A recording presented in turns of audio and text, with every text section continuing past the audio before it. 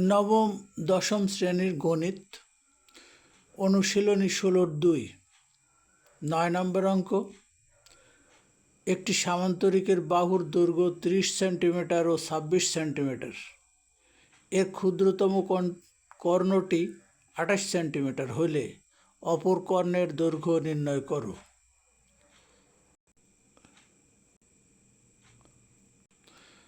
এবার সমাধান। তা আমরা মনে করি ABCD একটি সামান্তরিক, যার AB এবং DC বাহু দুইটি পরস্পর সমান বিপরীত বাহু, এবং এই দুটি বাহু সমান 30 সেন্টিমিটার। অপর দুটি বাহু পরস্পর সমান্তরাল এবং সমান, সেটা হচ্ছে AD এবং BC সমান 26 সেন্টিমিটার।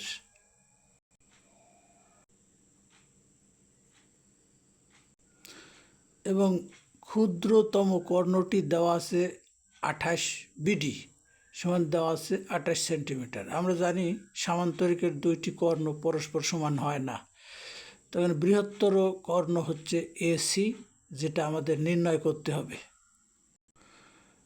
আমরা জানি সামান্তরিকের যে কোনো কর্ণ সামান্তরিকটিকে সমান দুইটি ত্রিভুজে বিভক্ত করে। এক্ষেত্রে BD একটি কর্ণ, এই BD কর্ণ দ্বারা দুইটি ত্রিভুজ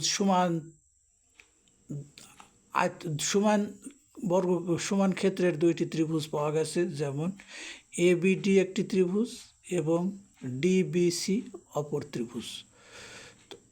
এক্ষেত্রে আমাদের কর্ণর দৈর্ঘ্য দেওয়া আছে BD, সুতরাং আমরা এই দুইটি ত্রিভুজের মধ্যে একটি ত্রিভুজের ক্ষেত্রফল নির্ণয় করব, অর্থাৎ ABD ত্রিভুজের ক্ষেত্রফলটা নির্ণয় করব। এই ত্রিভুজে আমরা দেখতে পাচ্ছি যে একটি বাহু আছে 26, আরেকটি 30, এবং কর্ণও একটি বাহু যার দৈর্ঘ্য 28 সেন্টিমিটার।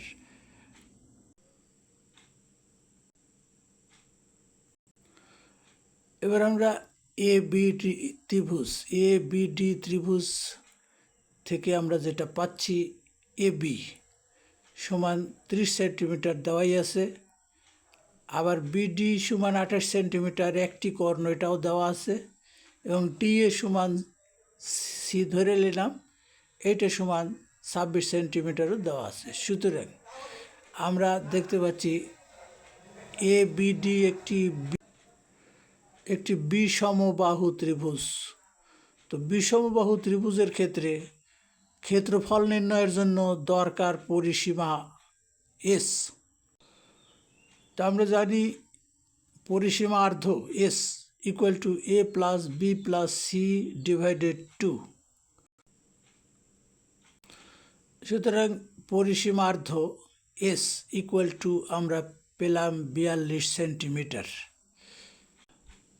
যেহেতু ABD ত্রিভুজের 3টি বাহু 3 মাপের, অর্থাৎ ত্রিভুজটি হল বিষমবাহু ত্রিভুজ, একটি বাহু আর একটি বাহুর সমান নয়। সুতরাং এই ক্ষেত্রে বিষমবাহু ত্রিভুজের সূত্র, ক্ষেত্রফল নির্ণয়ের সূত্র আমরা যেটা জানি, S into S minus A into S minus B into S minus C।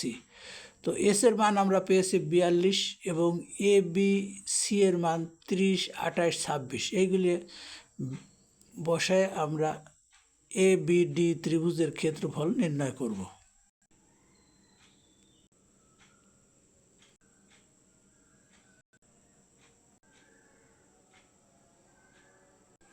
আমাদের এখন বর্গমূল করতে হবে। 42 গুণন 12 গুণন 16 গুণন 14।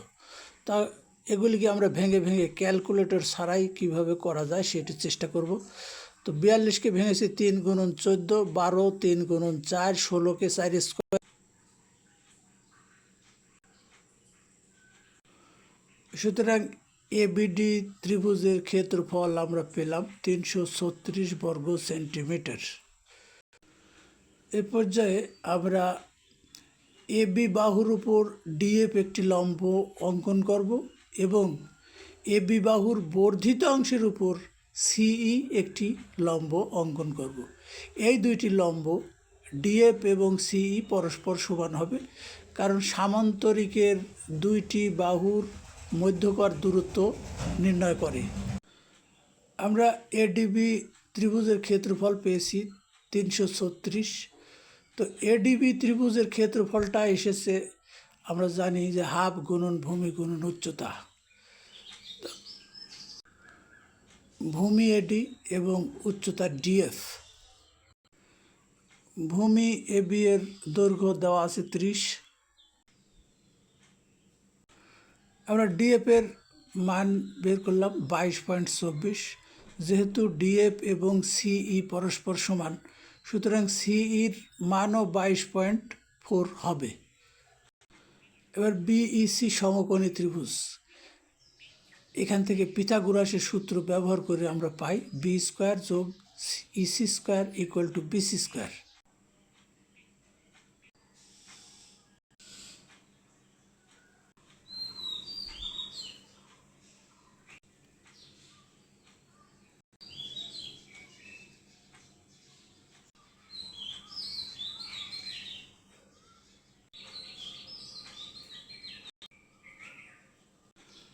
এবার এ ই সি সমকোণী ত্রিভুজ থেকে আমরা পাই